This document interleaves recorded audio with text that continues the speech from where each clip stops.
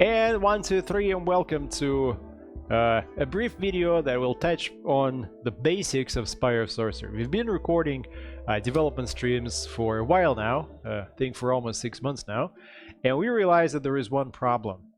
We keep talking between ourselves about certain things that we've changed, but it's pretty difficult for someone who is not in the loop of the project to understand what exactly is this game about and how does it work. So this video is meant to give you a brief overview of the whole project and hopefully help you on board with the limited early access that will happen sooner rather than later. First off, let me transition to the game.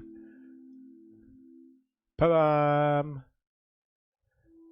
Yep, and first off, the game is an open world survival RPG. Let me just switch quickly the settings to English, and then let's see if I can get camera in. No, not really. Okay, so let me try to figure things out.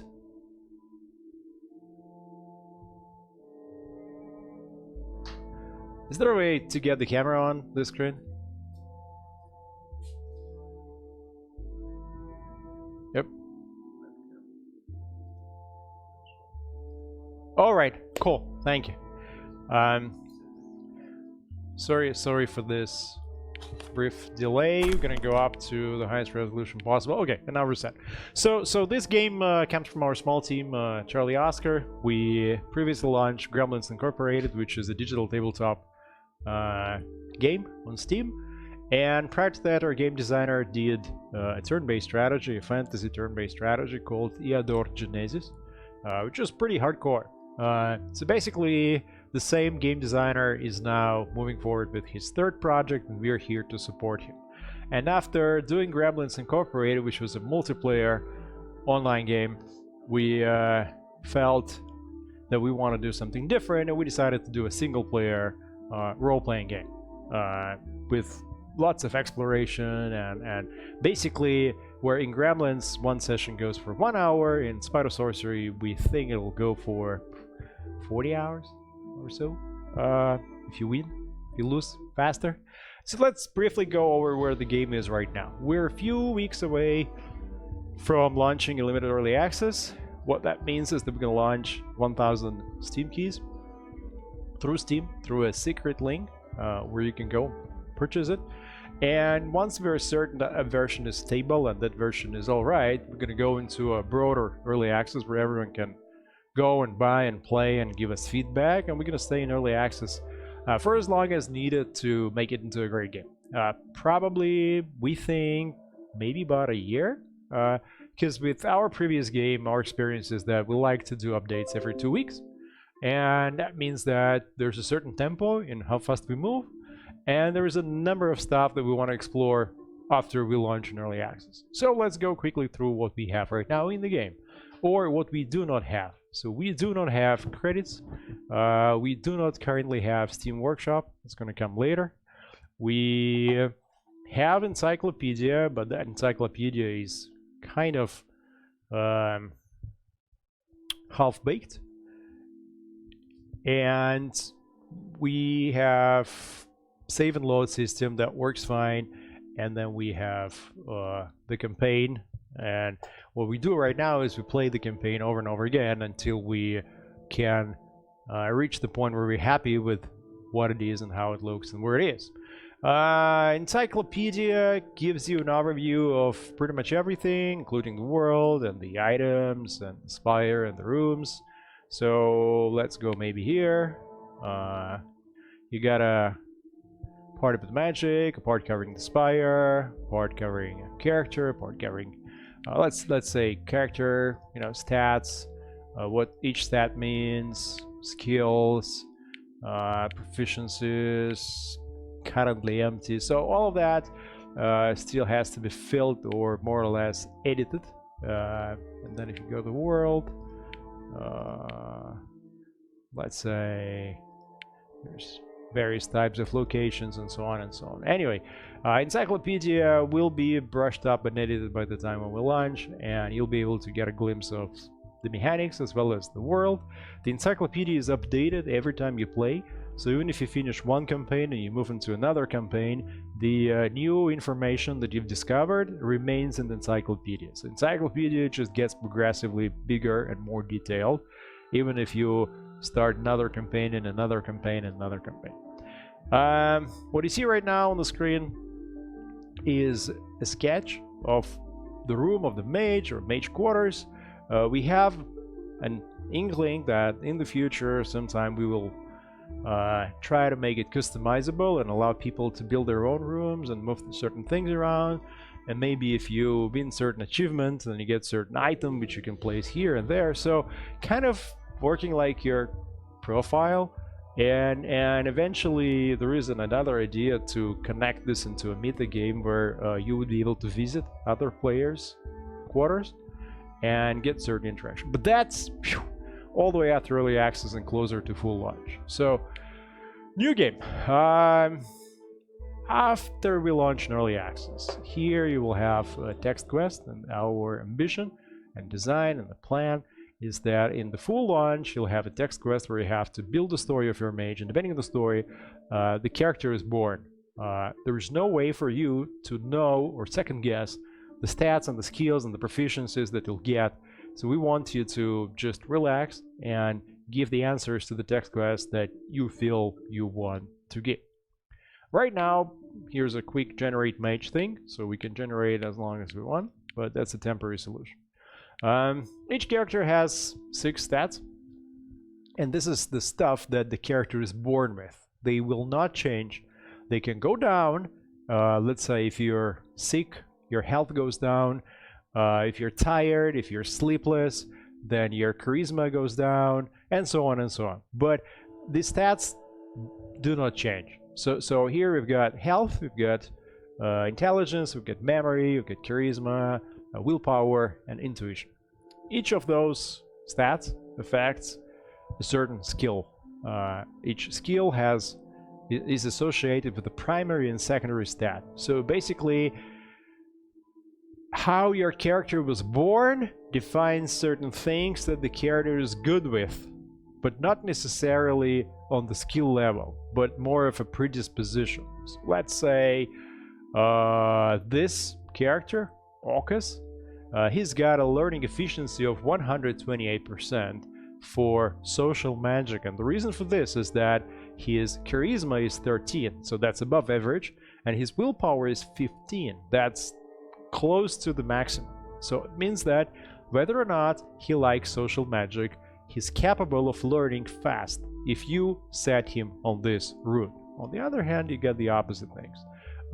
Let's say travel magic. Travel magic is defined by intelligence and intuition, and his intuition is below average, so his efficiency in learning stuff in travel magic area is lower than, let's say, nominal. So those numbers, they help you understand which characters have which potential. Now, the arrows that you see here correspond to how the character feels about certain skill. So let's see here. This character likes artificing and he loves healing. At the same time, he hates literacy and he hates domestic magic. So can't blame him, really. What that means is that in healing, he has a very low efficiency, 75%. Why? Because it's based on intelligence and willpower, and both of them for this mage are below average. At the same time, you can see that he loves it. So if you set that character to progress on healing, the character will be happy, but maybe not moving so fast. On the other side, let me give you some other example of someone who, looking for example of the opposite. Yep, here. So that person is efficient in learning alchemy, as it's based on intelligence as the primary stat, and it's 14, very strong. But he hates it. So he will progress fast, but he will get into a worse and worse and worse mood as you throw him on reading books on alchemy or teaching alchemy, studying alchemy, practicing alchemy, and stuff like that. Now, below the stats, you've got those things which are character traits, and those are unique characteristics of a person that affect decision making. So here, and events and situations. So here, he's greedy, means that he dislikes sharing with others. He's a pessimist and he's easily distracted. Let's find someone else. He's attentive, night owl, stubborn, and optimist. So none of those traits can make or break your game, but these traits build up together into a combination that you have to manage. For example, if your mage is a night owl, that means that he will be late, and you assign the mage as a healer, a doctor, then the mage will go to the hospital later than most other people. And if someone is sick and is in the hospital and is like, help me, and the mage is still sleeping. So, you know, little things that will dictate how you play. Let's find someone with some proficiencies. You've got 13 skills. They're broken down into 3 categories. The first category is right there. It's literacy, alchemy, artificing, healing, and astrology. Astrology is one of the skills that is not going to work in the early access build. We decided that we're going to move that to a later development process. And those 5 skills, they're relevant. They're related to the knowledge, basically, of certain abstract things. Then you get 3 skills that are relevant to the world. It's herbology, astrology, and geology. It's basically taking the plants, taking the animals and creatures, and taking the minerals out of the world into your spire, discovering them, learning how to mine, how to forage, how to hunt, and then what to do with those things.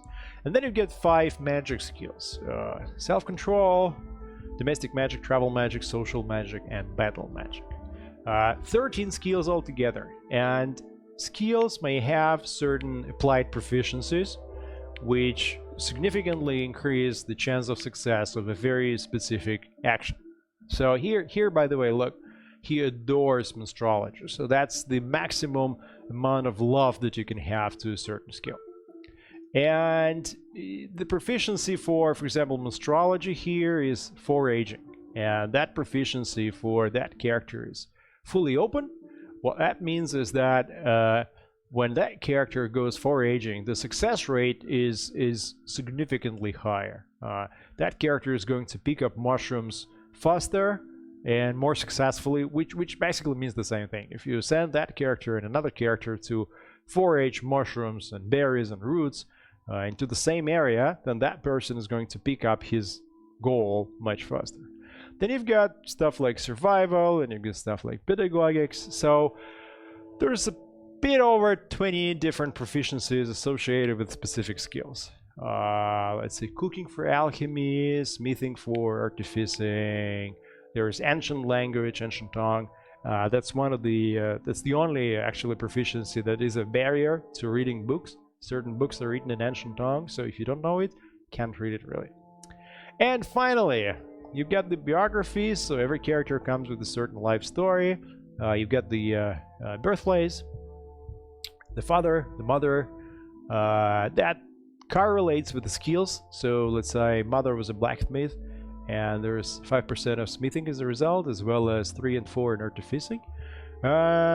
And then what he did, how he got captured, or she got captured in this case, and why she ran away. So your story defines your skills. And then each skill has practical experience and theoretical experience. And the rule is as follows. You cannot have more practice than you have theory. It means that if your practice is equal to theory, then by doing more practical stuff, you just move both, but very slowly.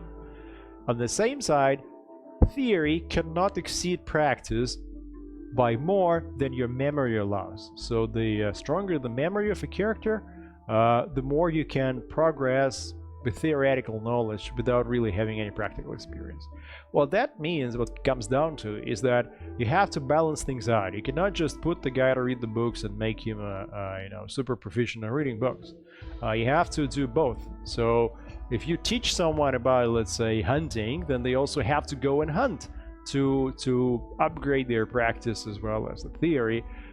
Same thing applies. Well, I mean, there's only one place that gives you both practice and theory, and that's research lab, where you experiment, so you learn and practice stuff. Now I'm gonna turn off my screen so you can see the equipment. Yep.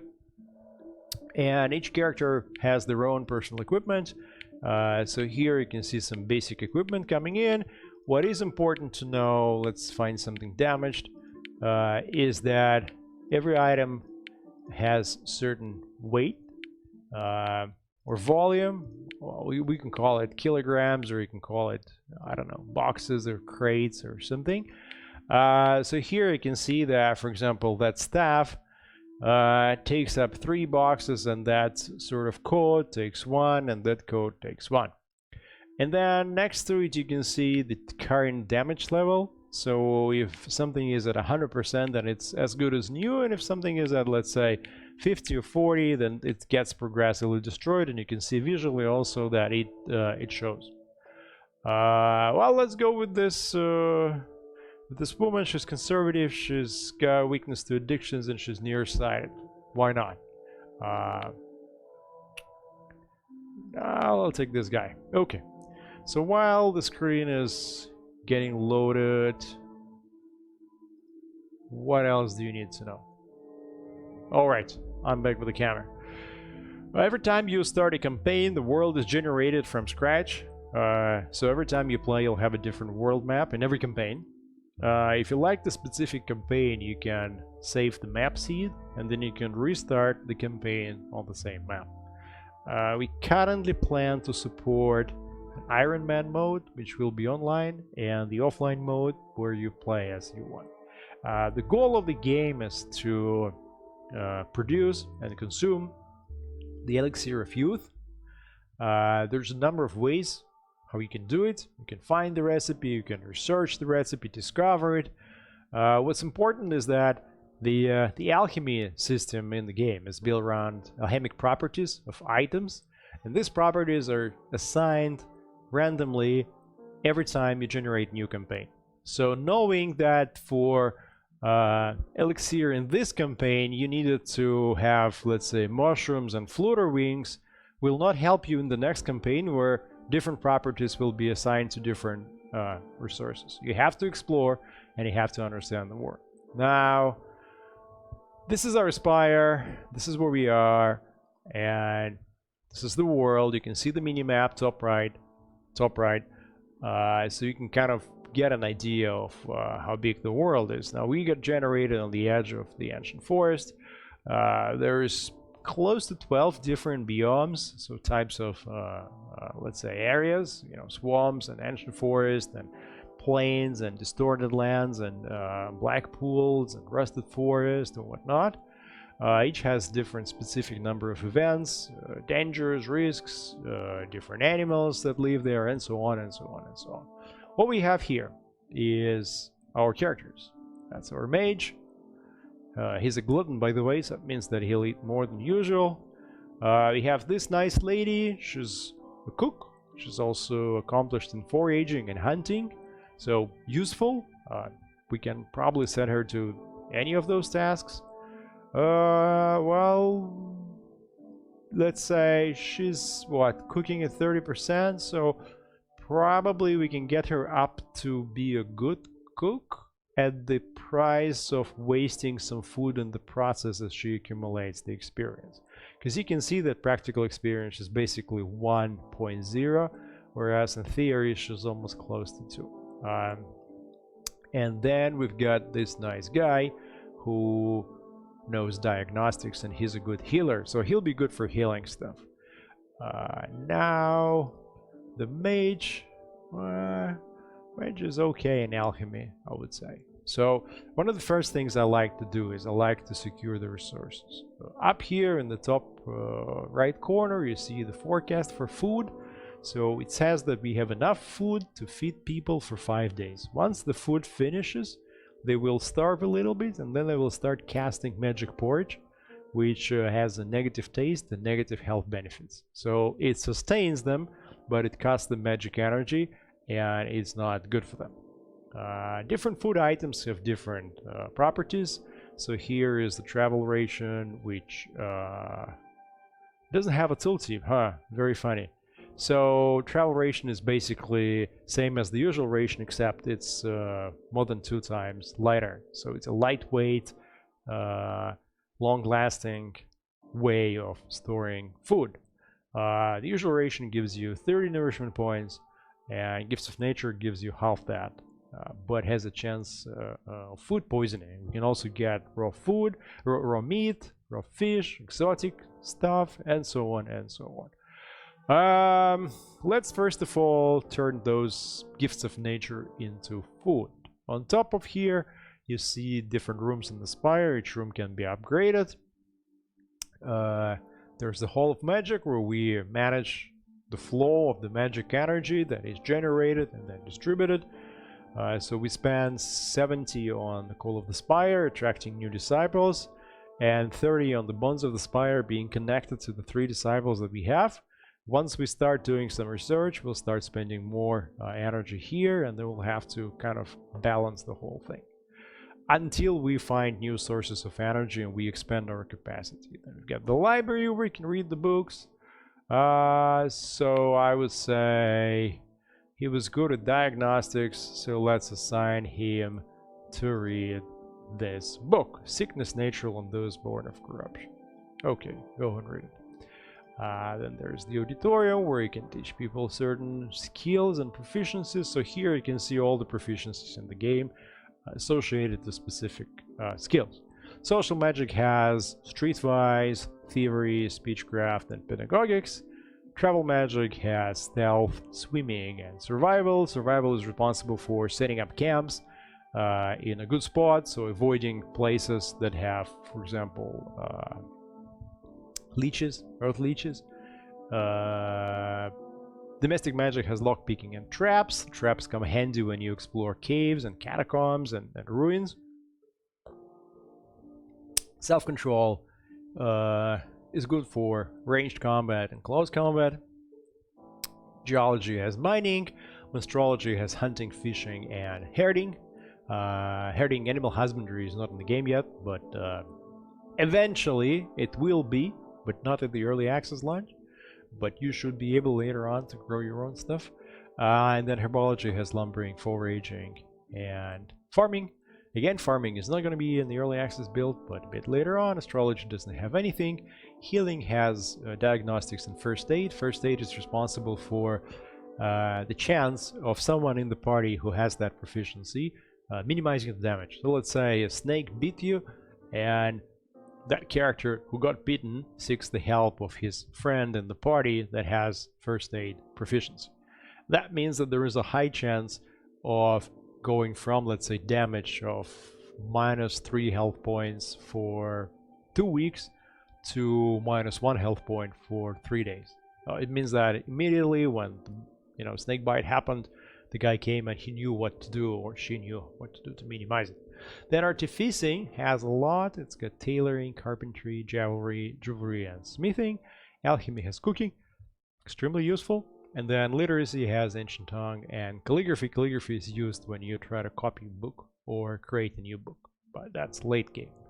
So let's move on. This is the lab. Let's go to alchemy. So here we know how to create simple ration and stinking ointment. We know how to create warm medicine, but we don't have any other knowledge items. Unknown. There's a lot to discover. So let's say our mage goes to research, alchemy, and I would say 12 hours a day. That's the maximum.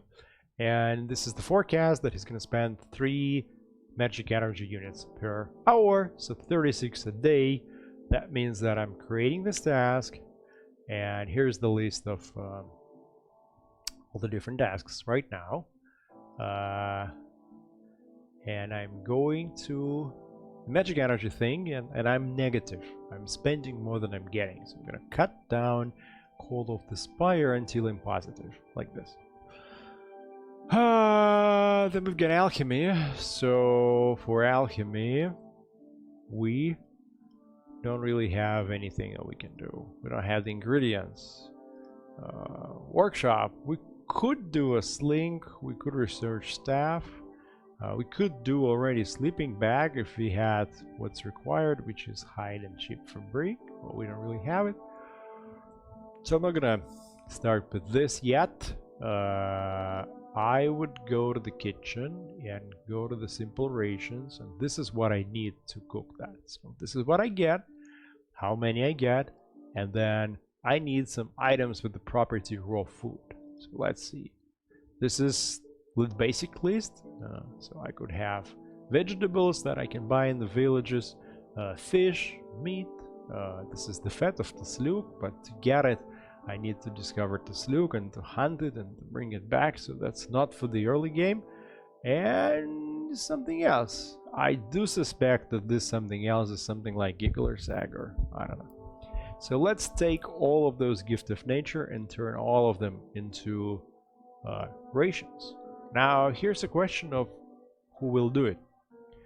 You see in the left corner, in the left top corner of the portrait, the forecast for success of this task. So the first two characters are likely to succeed and turn all of that into rations. You know what, I'm gonna just turn off the camera so you can see better. Yep. And the other two have a chance of screwing up and producing spoiled food. So basically up to us if you want to give them more experience. I would risk it, so I'm going to take her and hope that she advances her cooking skill, proficiency, and her alchemy skill, and maybe she will waste some of those, but it's okay. So here you go. She's here. She's the third person here on that list. What do I have left? I have left this nice lady who is good for foraging as well as hunting. Should I forage or should I hunt? That will secure the food sources for me. Well, all I can do is get stone and get those things. I'm gonna go here and forage. Now she will go there. There's the forecast that she'll spend 2 days traveling there and back, and 1 day working there. So let's say that I want her to work 2 days, and I will give her a backpack. So here at the bottom you see that she is able to carry up to 30 let's say kilograms. Once I give the backpack, it's up to 40, so it makes sense. What else will I give her? I'll give her a sleeping bag, and I'll give her a stinking ointment so she can use it against some hornets or whatever shit happens. We have also some drops, but I'm not really interested in this. Now food. We have a bug in the system that says that for 3 days I need 19 rations. That's not correct. For 3 days I need something like 9 rations, so I'm going to give her 9 rations. And I think even that is too much, and that should take care of her needs in the food. So let's start. This is where she goes. What's going to change in the future is that we're going to show you the whole actual area where you can forage a specific resource. Right now we don't really show it, so you have to guess that in the immediate surroundings of a certain icon you can perform those tasks. And now let's go. And let's open the log. And here in the log you can see everything that is happening. So the guys are resting as the game started at 6 in the morning.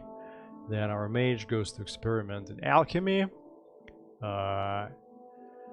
Our lady initiates crafting, and she's successful. She produced 10 rations. Very nice. And our friend is reading a book.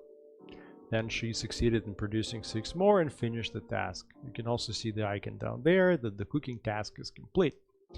And now she's idling, so I have to do something. And look, our mage unlocked new knowledge, travel ration, so I can cook more efficient food. Let's go to research lab, alchemy, and now, if I want, I can go and study this. And I think I don't want that. I want him to continue searching. Alright, now she became idle, so what I'm going to do is I'm going to send her to explore somewhere here. Let's say the forecast for exploration is 12 days. I think it's a bit too much. I think there is some kind of mistake. We'll see. I'll give her boots, I'll give her rope, I'll give her stinking ointment. And there's the suggestion box that it'll be useful to have a knife and soldier's uniform. I have no idea why, but ideally when we fix that, we're gonna see some useful suggestions that actually make sense. And then, yeah, never mind the titles of these panels. They're pretty weird, so that's work in progress.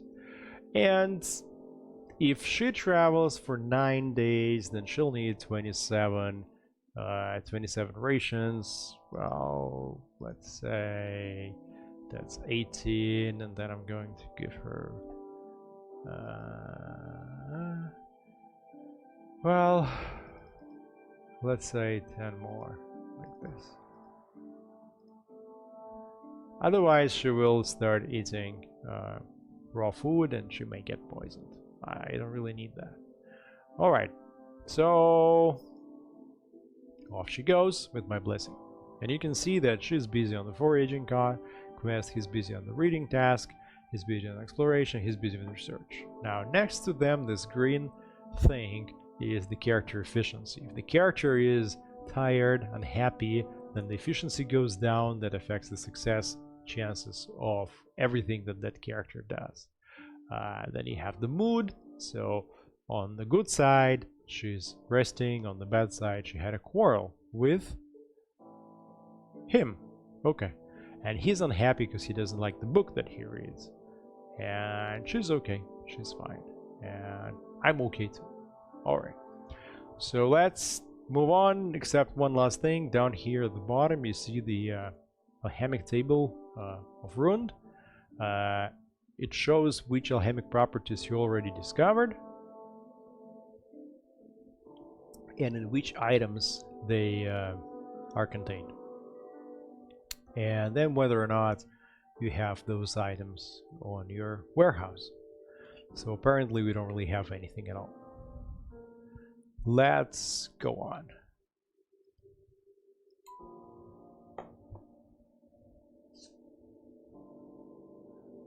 Alright, the foraging quest is over. It was really next door. She picked 22 mushrooms an hour. It's a pretty good result. So in the end she brought back 87 portions. That's really impressive. And now we're gonna go to the kitchen and see if I have anyone who can prepare. Probably no. Why is she busy? Let's see. These guys are researching and reading, and she's traveling. Okay, so she's back. So what I want to do is I want to go to the kitchen and then get her to cook all of those things, so max, into the rations. Go ahead. And then in the research, let's see, in alchemy, I now discovered purging brew. Do I need purging brew? Nah, not really. I would really love to get some other ration, but I can also go here and here and cancel this task And now I will go to the lab and choose specifically travel ration and get my mage to work on this full-time. Alright, so that hopefully will speed up things. And let's go. You can see the mood changing, he's disgruntled. He really hates the book that he reads on healing. She's busy cooking. Yep, she finished cooking, and let's see what we have. Yep, we have a lot of rations, so we're pretty well set for any kind of thing that we want to do. Alright. And 2 of them are idle. So what happened with the book? With the book, what happened is that he upgraded his literacy skill, but he didn't really move much his healing experience. Well, let's see what he can do.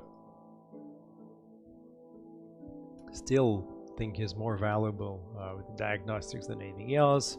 So I'm gonna go to library, choose him, and well, maybe he can read something on travel magic. Well, there's only 1 book, so I'm gonna set that for him. Good. Now I'm gonna wait until this lady comes back from her research expedition, and I think I'm gonna call that a day as far as this video is concerned. Just, you know, to give you the basics of how things work in the current build, and what's going to change. There's the whole notification system thing that we have to develop. You can see here that the controls are far from optimal, the notifications are far from optimal, and so on and so on. Here she's there for the 3rd day going, and something happens with the research. So travel ration is unlocked. Let's see, I can go to kitchen now, and I have to get regular raw food as well as something that has a property of spicy. But on the map, I know that it's got the wild spice and the garlic, but I don't really see any sources of those things. So to cook those rations, I first need to explore the world and find those things. Let's see, what else can I explore in Alchemy that would be handy? Not much, so I'm going to do new research, put my mage, who is bloated because he's a glutton, so he probably overate, and his efficiency is not really brilliant. So let's see, 12 hours. Go on research and maybe he'll unlock some new stuff. She finished cooking, she doesn't really have much to do, so let's send her here to explore, and I'm gonna give her,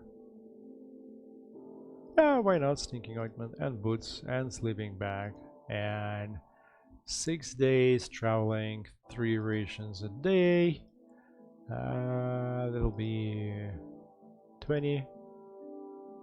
Yeah, well, I'll give 26 just to be safe. Go ahead, and then my friend will go here. And again, I'm gonna give him, well, there's not much I can give him. Well, some potion. And the same situation for 6 days, I need to give him, let's say, 25. Alright. So once those quests wrap up, we're gonna finish the introduction. Oh, the flow of magic energy. It's alright. Have no problems there. The stone, I don't really need to collect the stone for now. Everyone's busy. All the 3 characters travel outside. They're all more or less healthy. He didn't sleep well, but he's doing his favorite job, so he's enjoying it, and beautiful landscape. She didn't sleep well, and she feels lonely. Well, you know, there's always the risk. And our mage is lonely too. So, you know, to the characters who appreciate certain social factor, this is important. And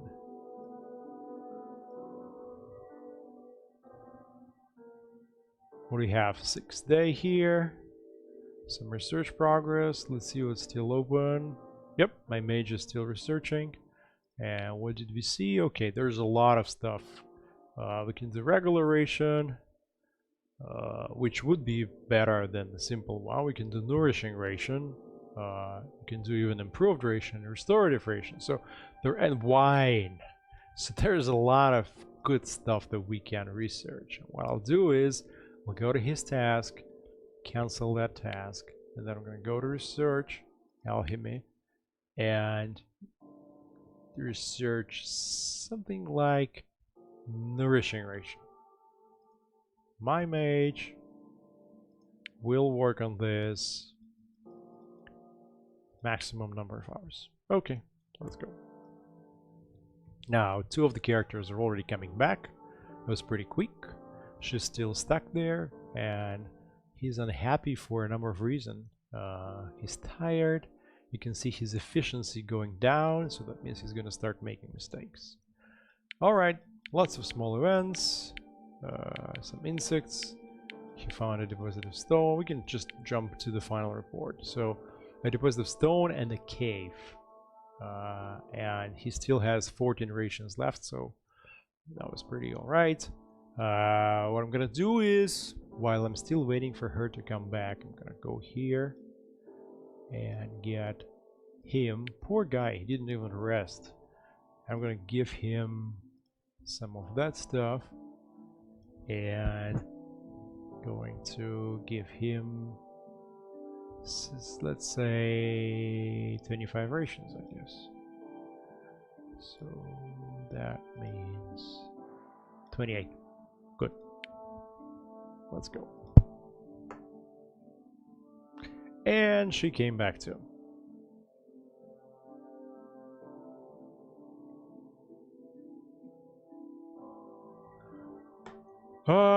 In the final report, she found a deposit of exotic meat, which is helpful when we will try to produce more stuff, and as well as the deposit of gifts of nature, which is also useful because you can run out of resources in a deposit. If you pick mushrooms in the same place, then eventually you run out of mushrooms. And then the skill progress is minimal, and she brought back some stuff, so it's alright. Now, this is the exotic meat thing, and then there's the lakes. Probably there's some other animals living there, and the property of this exotic food is exotic raw food. Let's see, how are we in the research? 37%. Alright. I really wonder what's going on with her, because she got stuck in the forest now for 7 days, and that's a long time. I still have enough food for 8 days.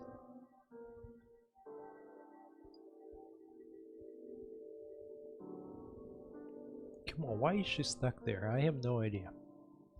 The different environment, different biomes have different requirements for how long does it take to explore them. Alright, she's coming back. She's not really sick. Nope, she's not sick. Tasteless food. What that means is that she probably ate all of the normal rations and started casting magic food, which is pretty much useless as well as not tasty. So last thing I'm gonna do is take a look at these guys and see what happens when they come back.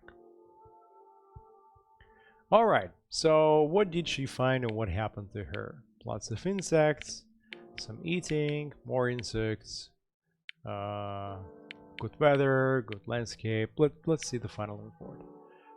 She found rare wood, she found tree bleeders, whom we can explore, but that's level 7 of astrology, so that's really up high, as well as the rare wood, it's level 5. The skill progress in domestic magic is quite high, and that's connected to the fact that she was casting a lot of arcane porridge. That was my mistake. I should have given her more food to take, and then she skilled up in travel magic a little bit, but not really significantly. So I would say nothing exciting except for this guy, but that guy is dangerous, so I'm gonna sort of try to steer clear of it. And that stuff is too cool for me right now. It's too hot. Now let's see what he's gonna say. As well as we completed the research of the new ration, which is here. It's nourishing ration, and it needs 2 different kinds of raw food and 1 kind of item that has a spicy property. But I really don't have that on the map yet, so that's another priority that I should explore. I should sort of secure the resources I need to produce the items that I need to increase the efficiency of the Spire, so I can focus on moving up level in different skills. So let's see what he brings. Yep, there is some stuff happening. Some snakes, blah blah blah. He enters the cave. He finds a deposit of sulfur, which is level 4 on geology. So pretty much within the reach of my Spire already. He finds antimonite, which is level 5. Again, useful. All of that stuff goes into alchemy, into preparing certain brews. He finds iron. Amazing. I'll be able to make some daggers and swords. The view is beautiful, yada yada yada. And I think that is it. Yep. And I was good on the ration side, because he even brought back 17 rations, which is a very safe amount. So that was a good trip. You can see that in this cave I can access items that have a lot of different properties, and that's really useful. So small things that we still need to fix in the interface is that there's 3 deposits in this cave, but I can only see these 3 chemical properties, but not really the items, but it doesn't really matter. And he didn't sleep, he's lonely, he's exhausted, so I have to also set up the system of understanding what makes different characters happy to make them more efficient. Now that wraps the introduction for today. This is where the game is right now. This is what it is. You know, there's no way that I can, we don't really like to promise stuff or talk about the future. The development moves as it moves, and we're doing the best effort. We're putting in the best effort that we can, but it's totally unpredictable because we right now play a lot, and then we face certain blocks or barriers, and we sit down and discuss and talk about improving things. And that's on the interface side. So for example, how we can make decisions better, how we make decisions faster, how we can give players more information that will allow them to feel more in control of what's going on. So you can see, like, if you saw a screenshot from 3 months ago, you would see that a lot of information now is available here visually. And the other thing is just adding mechanics. So for example, right now we already have battles and encounters with bandits and aggressive NPCs, but in this build, for example, you cannot heal a wound yet. So if you get hurt and if you get wounded, then it's pretty much end of the story for that character. So basically 2 things that we move along, and eventually in a few weeks time, I hope we will ship in limited early access to the first 1,000 players. That's why we tried to give you today a basic overview of what the game is like, so you can understand, first of all, whether you like a game like that, and secondly, to give you a sort of a look and feel of what the game is about, so when you get it and you start playing, you already understand that this is the stats and the traits and the skills and the proficiencies and all the different rooms and the alchemic properties, and this is how cooking works, this is how exploration works, this is the travel forecast, this is the success forecast, this is the mood of the character, blah blah blah blah blah. Basically, there's a lot of work left still, but what we can see and what makes us happy is that we can feel that this is now a game that needs to be finished rather than a product that needs to turn into a game. It's fun to play, it's just that sometimes you run into things and you say, I wish I could see what exactly going on here, and we go in small steps, making the experience better.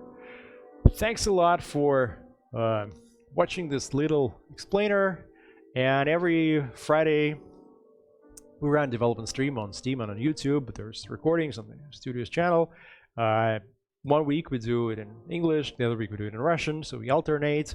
And if you are interested in catching up, eventually, whenever you have time, sometime in the future, you can just open the latest dev stream and see the state of affairs and where we are and what we do.